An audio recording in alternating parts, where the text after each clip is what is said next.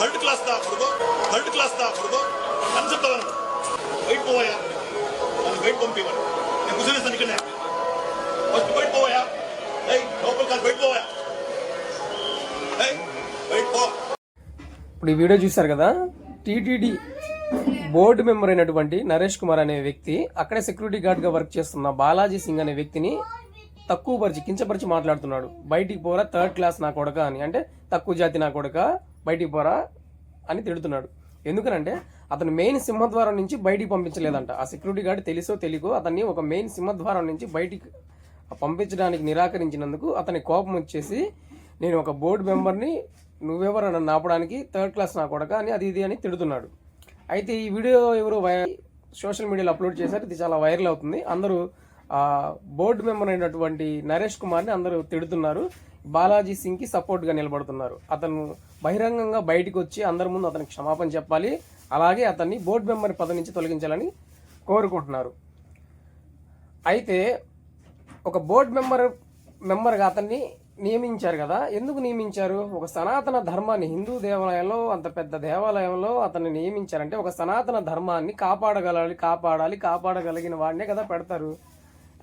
అతను సనాతన ధర్మాన్ని అతను ఫాలో అవుతున్నాడు. సనాతన ధర్మంలో ఏం ఫాలో అవుతున్నాడయ్యా అంటే అతను కరెక్టే చేస్తున్నాడు. అతని వర్షంలో అతను కరెక్టే. ఏంటి సనాతన ధర్మంలో?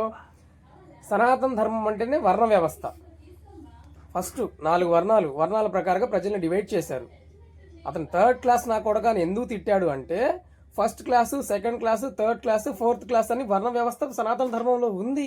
అతను ఆ సనాతన ధర్మాన్ని ఫాలో అయ్యి ఆ మాట చెప్పాడు. క్షత్రియులు, శూద్రులు, వైశ్యులు, ఆర్యులు, బ్రాహ్మణులు, ఇలా 4 వర్ణ వ్యవస్థ ఉంది కాబట్టి పెద్ద వర్ణంలో ఉన్నవాళ్ళు, చిన్న వర్ణంలో ఉన్నవాళ్ళు ఇలాగే మాట్లాడతారు. ఇంతకుముందు పూర్వకాలం అలాగే జరిగేది. అతను కూడా అందుకే థర్డ్ క్లాస్ నా కొడక అని, మూడో క్లాస్ నా కొడక అని, అతను తక్కువ జాతి నా కొడక అని తిట్టాడు. అతను కరెక్ట్ సనాతన ధర్మాన్ని ఫాలో అవుతున్నాడు.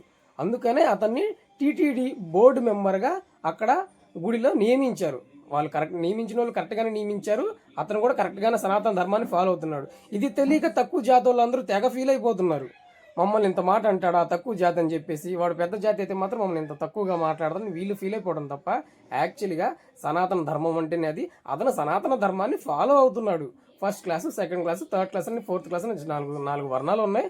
ఆ వర్ణాల ప్రకారంగానే అతను మాట్లాడే తప్ప దాంట్లో పెద్ద తప్పే ఉంది. అందరూ అతనే తిడతారు ఊరకనే.